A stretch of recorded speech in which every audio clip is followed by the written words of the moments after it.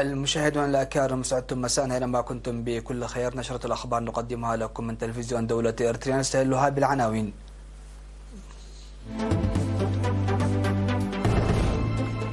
تنفيذ أعمال رئيسية لضمان إمدادات المياه في إقليم عنسبة. فرع مول في تسني يحدث تغييرا إيجابيا في تحسين سبل عيش المواطنين. اكتمال عملية بناء نصب شهداء دك أمحرية التذكاري بنسبة 85%. بيان إيراني تركي روسي يحذر من توسع الصراع بالمنطقة.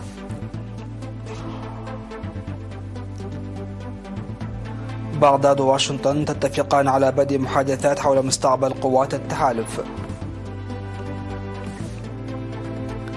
وفنزويلا تحث غويانا على رفض التدخل الخارجي في الخلاف الحدودي. أهلا بكم إلى تفاصيل النشرة. قال رئيس فرع المياه في إقليم عنسبة السيد الزرعي والتنسائي إنه تم تنفيذ أعمال كبيرة لضمان وتوسيع خدمات إمدادات المياه الآمنة بمشاركة فاعلة ومنسقة من المواطنين والجيش الشعبي. وقال زرعي لوكالة الأنباء الإريتريا إرينا إنه تم تحديد وتصنيف القرى والمناطق في الإقليم التي لا تحصل على المياه النظيفة. وقال إنه يجري تنفيذ برامج تشمل حفر الآبار وبناء خزانات المياه لإثراء منسوب المياه الجوفية بتحديد المناطق التي لا تحتوي على المياه الجوفية. وذكر السيد زرعي أنه لقد تم عام 2023 إجراء مسوحات المياه في 8 مديريات، مضيفا أنه تم أيضا إجراء حفر الآبار في 4 قرى هي هبرو وأسندا في مديرية أسماط ومنطقة فلحيتو في مديرية حقات، بينما تم إنشاء نظام كامل لإمدادات المياه في منطقتي ششرماء وفرحين. وقال إن مشروع إمداد المياه في هبرو هو من بين أكبر المشاريع على قيد التنفيذ. وقال أيضا إنه تم تحويل مشاريع المياه في 7 قرى من المولدات إلى الطاقة الشمسية، فيما يتم تنفيذ برامج مماثلة في قرى قلب وأسندا وبيلتاوي إيدن وقروح ومزرت وقربت. تم بالفعل دمج 75 نظاما لإمدادات المياه واستفادة منه 210 قرية وفقا لمستندات فرع المياه في إقليم عنسبة. قيم برنامج الادخار والقروض الصغيرة فرع مول تسني في اجتماع عقد يوم 23 من يناير، قيم بأن الخدمات التي يقدمها ظلت تسهم بفعالية في تحسين سبل عيش المواطنين. وقال رئيس الفرع السيد تادسي مبرهة إن أنشطة الفرع تغطي مديريات تسني وقلوج وهيكوتا. وقد وزع الفرع حتى الآن في عام 2023 21 مليون نافع على حوالي 12 ألف فرد ومجموعة، وجمع حوالي 32 مليون نافع من الفوائد الإضافية. وحث المستخدمين على الجدية لأن سداد الدين في الوقت المحدد ينجي من تراكم الديون. وقال مدير مديرية تسني السيد سيوم جبريسوس ورئيس وحدة التنمية الاقتصادية السيد إدريس أحمد إن الأنشطة التي تم تنفيذها العام الماضي كانت تستحق الثناء، بعد الحث على أن يتم ذلك بالجدية في التوزيع كما هو الحال في التحصيل. أشار إلى أنهم سيعملون على تعزيز التعاون بين الإدارات لضمان سداد القروض في الوقت المناسب. وقال القائم بأعمال رئيس الصندوق السيد تافل أسمرم أن المؤسسة تهدف إلى نقل المواطنين ذوي الدخل المنخفض إلى المستوى المتوسط، مشيدا بالجهات التي تسهم في استرداد الأموال الموزعة على الزبائن. من جانبهم قال المشاركون إن تغيير عناوين العملاء يسبب مشاكل في عملهم، وحث الإدارات على التعاون معهم في تقديم أحدث المعلومات وسداد القروض المستحقة. قالت إدارة مديرية دك أمحري في اجتماع عقد في 23 من يناير الماضي إن بناء النصب التذكاري لشهداء دك أمحري والذي يضم متحفا ومجمعا يزيد طوله عن كيلومتر واحد قد اكتمل بنسبة 85%.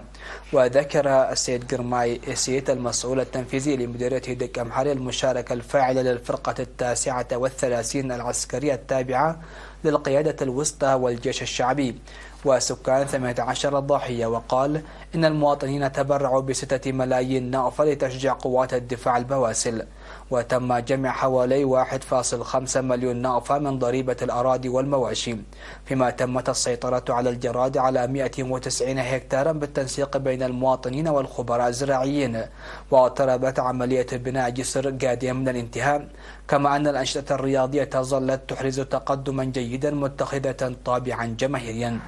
على الرغم من أن تغطية المدارس جيدة، إلا أن أداء المدرسة الثانوية التي بنيت في منطقة علا ظلت تقدم الخدمات بأقل من قدراتها واستيعابها.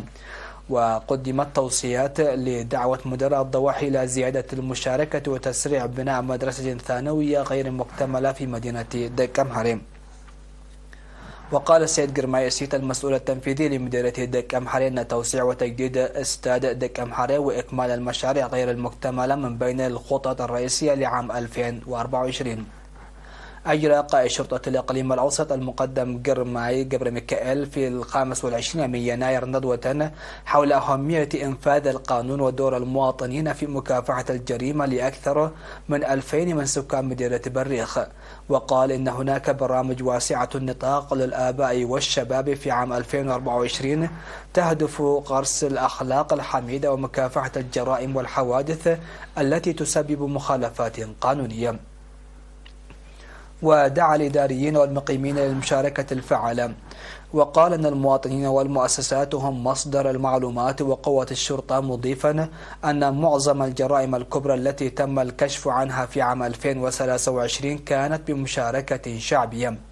وحث أولياء الأمور والمدارس على مراقبة الجريمة عن كثب لخفضها إلى الحد الأدنى.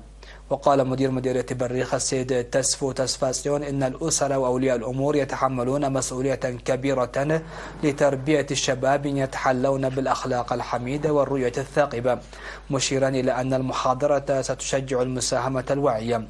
وطرح المشاركون مواصلة وتنفيذ هذا السيمينار في المدارس ونشر مراكز الشرطة في جميع المناطق وفرض عقوبات صارمة على المجرمين.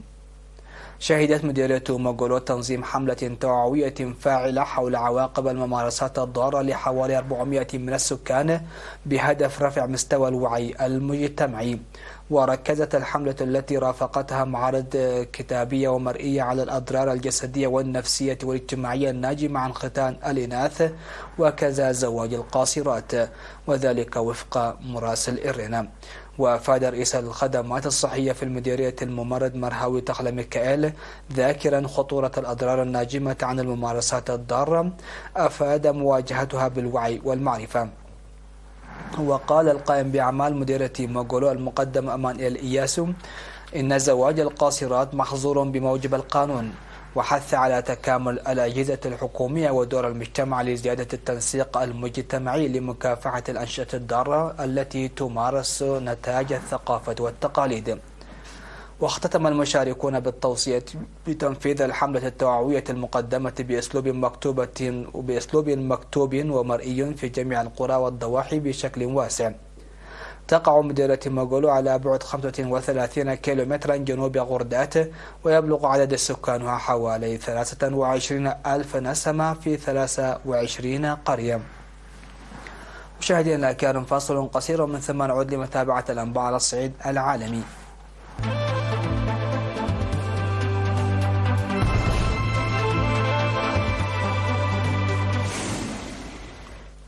أهلا بكم. على الصعيد العالمي، حذرت كل من تركيا وإيران وروسيا من خطورة توسع الحرب الإسرائيلية على غزة ومشاركة الدول الإقليمية فيها، وأكدت أهمية وقف فوري لإطلاق النار والقرارات الإسرائيلية على القطاع.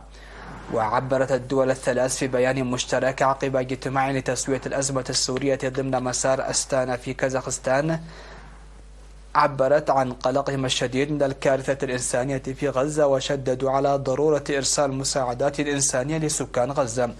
وفي السياق، جدد الرئيس التركي رجب طيب أردوغان التأكيد على موقفه باستمرار بلاده في التعاون مع إيران بشأن القضية الفلسطينية.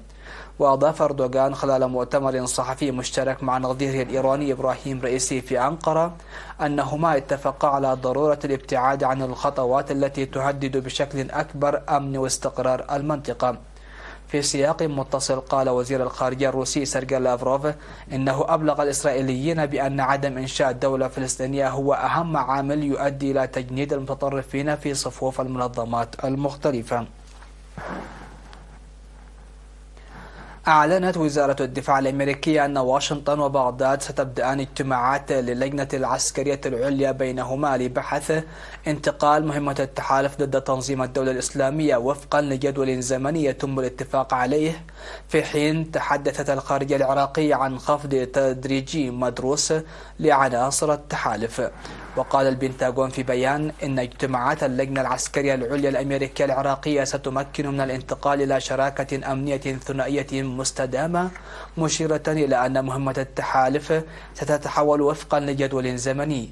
من جانبها أوضحت وزارة الخارجية العراقية في بيان أن نجاح جولات التفاوض المستمرة بين الجانبين أفضى إلى اتفاق على بدء اجتماعات اللجنة العسكرية العليا. وذكر البيان أن العراق يجدد التزامه بسلامة مستشاري التحالف الدولي أثناء مدة التفاوض في كل أرجاء البلاد والحفاظ على الاستقرار ومنع التصعيد.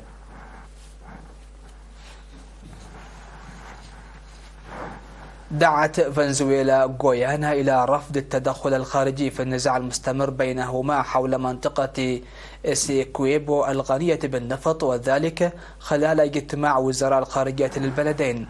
وقال وزير الخارجية الفنزويلي إيفان جيل في المحادثات في البرازيل التي تهدف إلى تخفيف التوترات: لا نرفض بشكل قاطع إمكانية التدخل من قبل أطراف سلسة أو استفادتها من أي جدال أو نزاع بين غويانا وفنزويلا.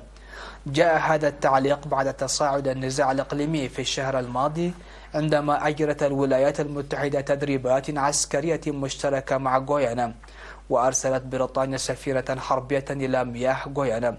وردت فنزويلا بنشر نشاط عسكري دفاعي كرد فعل، والشهر الماضي اتفقت فنزويلا وغويانا على عدم استخدام القوة ضد بعضهم البعض حول منطقة إسيكيبو الحدودية الغنية بالنفط.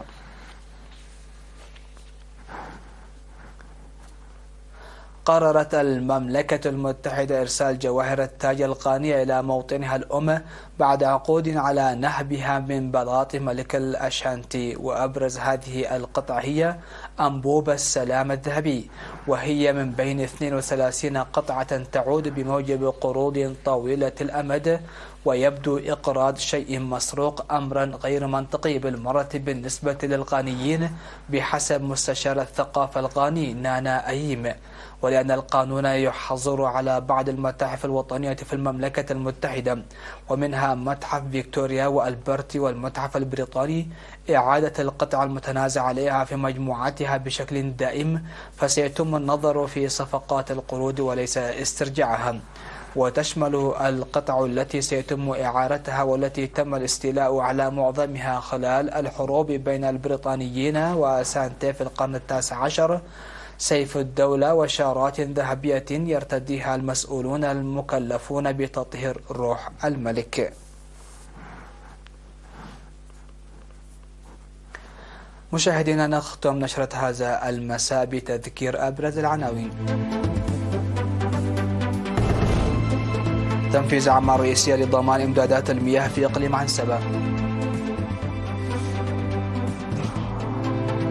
فرع مول في تسني يحدث تغييرا إيجابيا في تحسين سبل عيش المواطنين.